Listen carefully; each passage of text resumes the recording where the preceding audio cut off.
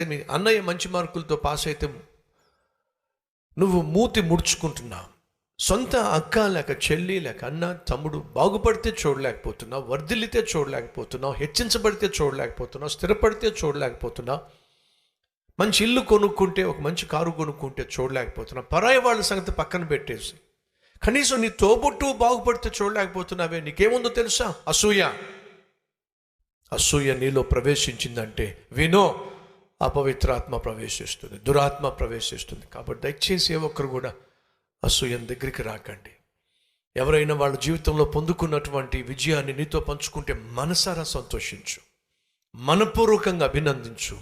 అది దేవుడు చూసినప్పుడు నిన్ను కూడా ఆశీర్వదిస్తాడు, నిన్ను కూడా దీవిస్తాడు. సరిచేసుకుందాం. కోపతాపాలకు అవకాశం ఇవ్వకండి. కేకలేసే వారిగా అరిచి రాద్ధాంతం చేసే ఇల్లాలిగా భర్తగా ఉండకండి.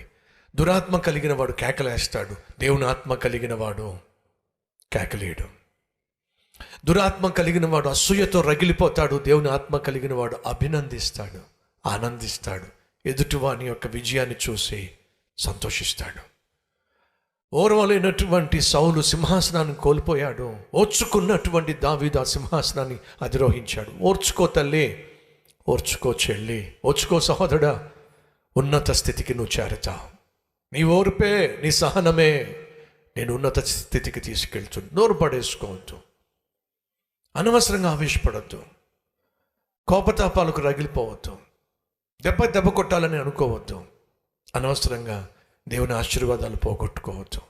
ఈరోజు దేవుడు నాతో మాట్లాడాడు, వాక్యానుసారంగా జీవిస్తాను అన్నవారు ఉంటే మీ హస్తాన్ని ప్రభు చూపిస్తారా?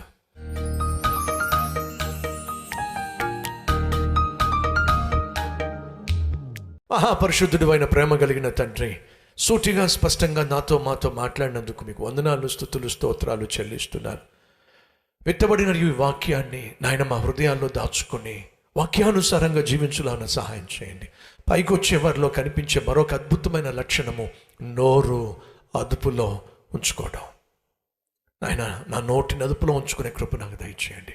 వ్యర్థమైన సంభాషణలు, వ్యర్థమైన మాటలు, వ్యర్థమైన కబుర్లు నాయన అనవసరమైనటువంటి వాగ్వాదాలకు దారితీస్తాయి.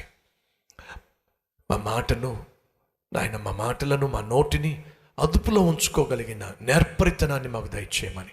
మమ్మల్ని ద్వేషించేవాళ్ళు, దూషించేవాళ్ళు, నాయన అవమానపరిచేవాళ్ళు, హాని చేసేవాళ్ళు మా చుట్టూ ఉండి రాళ్ళు విసురుతున్నప్పుడు నాయన మా నోటికి పని చెప్పక మోకాళ్లకు పని చెప్పి లోకం మీద పడి నాయన నోరు పాడు చేసుకోక మోకాళ్ళ మీద